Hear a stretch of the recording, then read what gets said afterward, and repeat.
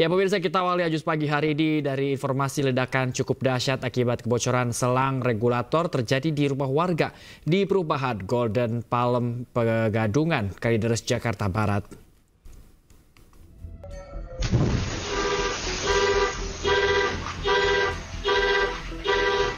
Dari rekaman video CCTV, nampak ledakan hebat melanda sebuah rumah di perumahan Golden Palm Pegadungan, Kalideres, Jakarta Barat. Ledakan diduga akibat kebocoran dari selang regulator gas. Peristiwa ledakan ini terjadi saat pemilik rumah serta warga sekitar tengah beribadah di luar rumah. Satpam yang tengah melintas nyaris menjadi korban, hanya saja mengalami bising sesaat pada bagian telinga. Kejadian kemarin hari Minggu itu jam 12 siang, kebenaran warga lagi banyak yang ibadah dan keadaan sepi.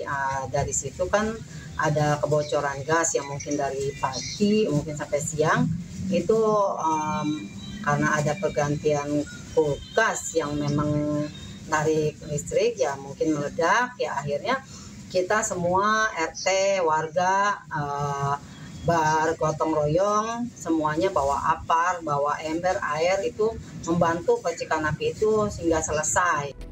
Saat ini, kasus ledakan gas sedang ditangani Kepolisian Sektor Kalideres, Jakarta Barat. Dari Jakarta, Miftahul Gani, iNews melaporkan.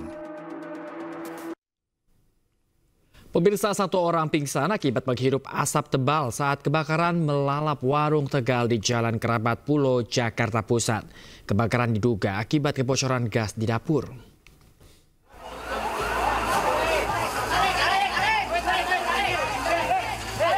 Sebuah warung Tegal atau warteg di Jalan Keramat Pulo Dalam Senen, Jakarta Pusat ludes terbakar. Api pertama kali muncul dari area dapur dan melalap seluruh bangunan. Meski pemilik dan semua pegawai bisa menyelamatkan diri, namun salah seorang pegawai harus dievakuasi ke rumah sakit lantaran jatuh pingsan karena menghirup asap pekat. Diduga api berasal dari kebocoran tabung gas LPG saat digunakan untuk memasak. Api bisa dijinakkan selang setengah jam kemudian. Akibat kebakaran ditaksir kerugian material mencapai ratusan juta rupiah. Dari Jakarta, Rani Sanjaya, iNews melaporkan. Dua wanita panik saat mengetahui dibuntuti pria yang diduga begal di kawasan Menteng, Jakarta Pusat. Usai viral, ternyata pria itu adalah anggota polisi yang curiga dengan kendaraan yang ditumpangi oleh korban.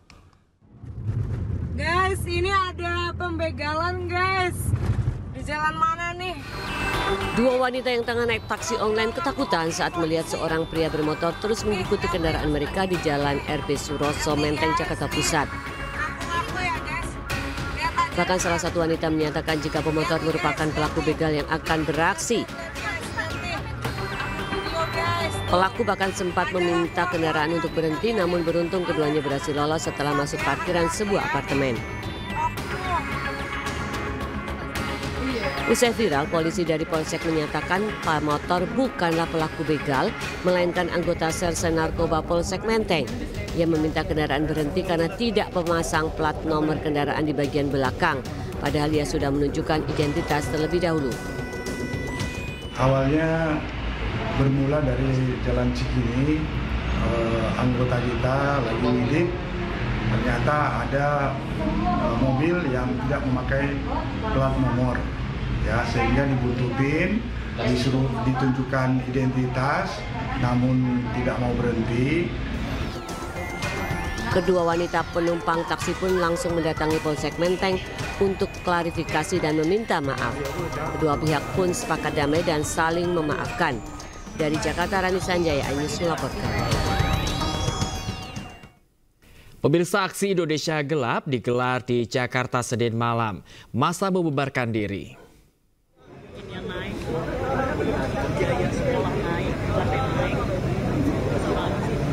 Massa yang tergabung dari BEM mahasiswa se-Indonesia ini bertahan hingga Senin sekitar pukul 8 malam di kawasan Patung Kuda, Jakarta Pusat, sebelum akhirnya membubarkan diri.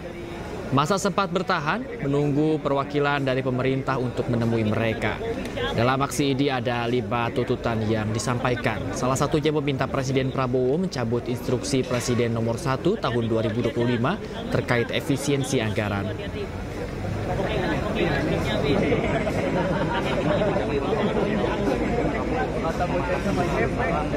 Buka. Di atas, di bawah. Di atas aja, di atas. Sementara itu, aksi unjuk rasa bertajuk Indonesia Gelap di Surabaya, Jawa Timur ricuh setelah polisi memadamkan keranda dan bekas yang dibakar mahasiswa. Dalam aksi itu, mahasiswa menolak efisiensi anggaran pendidikan dan kesehatan.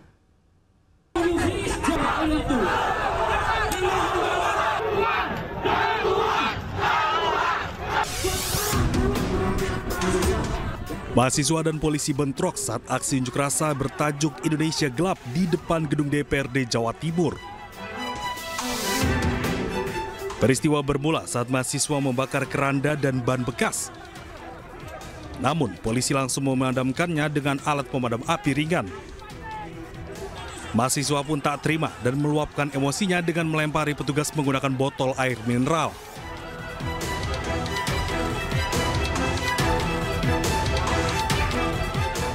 Adapun dalam aksi ini, ribuan mahasiswa dari berbagai perguruan tinggi menolak efisiensi anggaran pendidikan dan kesehatan yang dilakukan pemerintah.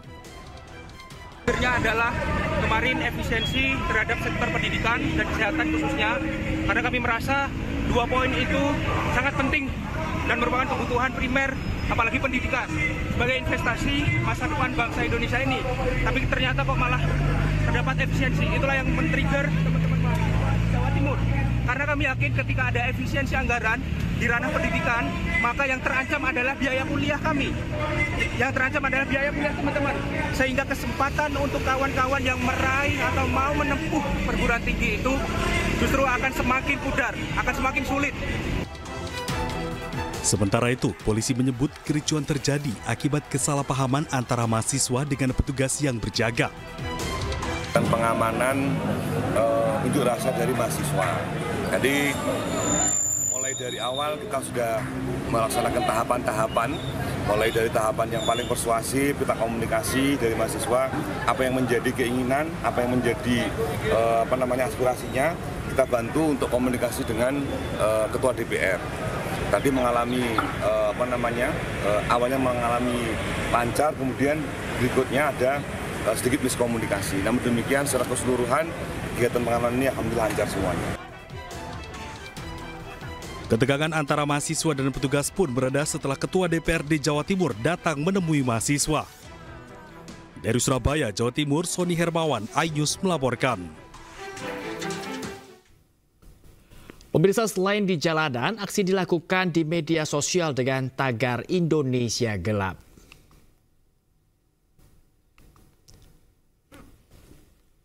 Tagar Indonesia Gelap dibicarakan oleh lebih dari 200.000 orang hingga pukul 17 Senin sore. Tagar Indonesia Gelap muncul sebagai bentuk keresahan terhadap kinerja pemerintah. Salah satunya terkait efisiensi anggaran.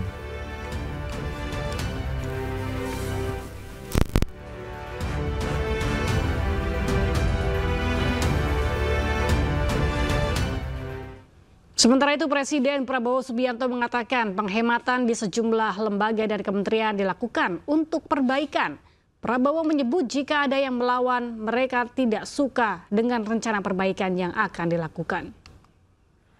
Jadi dengan azas penghematan, akhirnya dijadikan satu, kita ternyata negara yang kaya.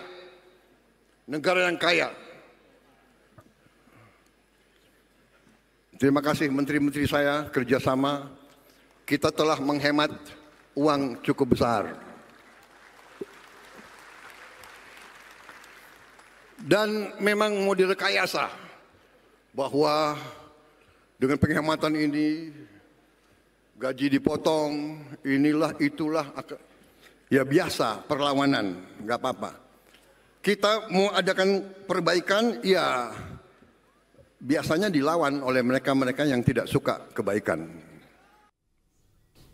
Unjuk rasa ribuan perangkat desa yang datang dari 326 desa se-Kabupaten Pandeglang, Banten berakhir ricuh. Mereka menuntut agar penghasilan tetap perangkat desa segera dibayarkan. Pemerintah Kabupaten Pandeglang sedang tidak baik-baik saja, kawan-kawan. Taman di depan gedung Badan Pengelolaan Keuangan Daerah Kabupaten Pandeglang, Banten menjadi sasaran amuk demonstran. Saya banggakan juga ke seluruh ketua yang ada di sini. Ribuan perangkat desa dari 326 desa yang tergabung dalam Persatuan Perangkat Desa Indonesia atau PPDI Kabupaten Pandeglang memprotes penghasilan tetap atau siltap yang tidak dibayarkan sejak Desember tahun 2024 hingga Februari 2025. Masa menuntut agar siltap segera dibayarkan.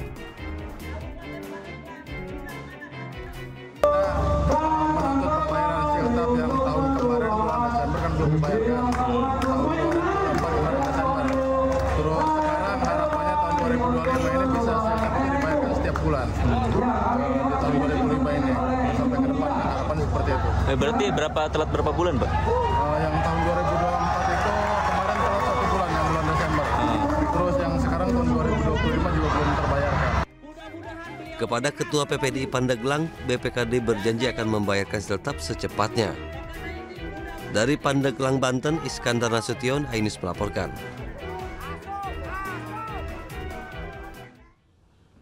Ratusan pengemudi ojek online menggelar demo di kantor Kementerian Ketenagakerjaan. Para pengemudi ojol menuntut tunjangan hari raya dan mengawasi regulasi pemberian THR yang dijanjikan oleh Kemenaker RI. Rekan-rekan driver, komunitas online, ya ayo teman-teman. Pengemudi ojek online yang tergabung dari berbagai organisasi melakukan aksi unjuk rasa di kantor Kementerian Tenaga Kerja. Mereka menuntut pihak swasta selaku operator aplikasi wajib memberikan THR kepada pengemudi ojol. Selain THR, para pengemudi juga menuntut pengurangan potongan tarif yang dianggap terlalu tinggi dan mengurangi pendapatan bersih mereka secara signifikan.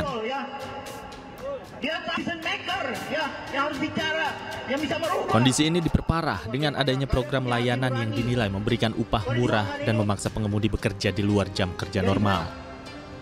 Tanggal 17 ini kami aksi serentak ya Pak, untuk Dumai, mereka aksi juga Obit, untuk Pangkal Pinang, Sukabumi, Bandung, juga Pontianak, kawan-kawan melakukan Obit massal pada hari ini. Jogja, Solo, semua akan melakukan Obit massal pada hari ini. Kami memang sudah menanti-nanti ya Pak dari tahun ke tahun. Tahun lalu kami hanya di prank, tahun ini kami menuntut.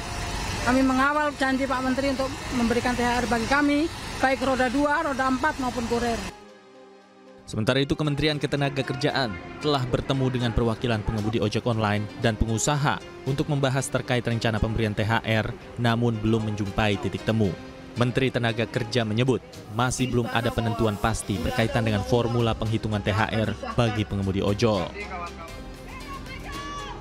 Para pengunjuk rasa mengklaim hak-hak pekerja yang seharusnya diterima seperti upah minimum, upah lembur, cuti haid, dan cuti melahirkan seringkali tidak dipenuhi. Dari Jakarta, Tim Liputan iNews melaporkan.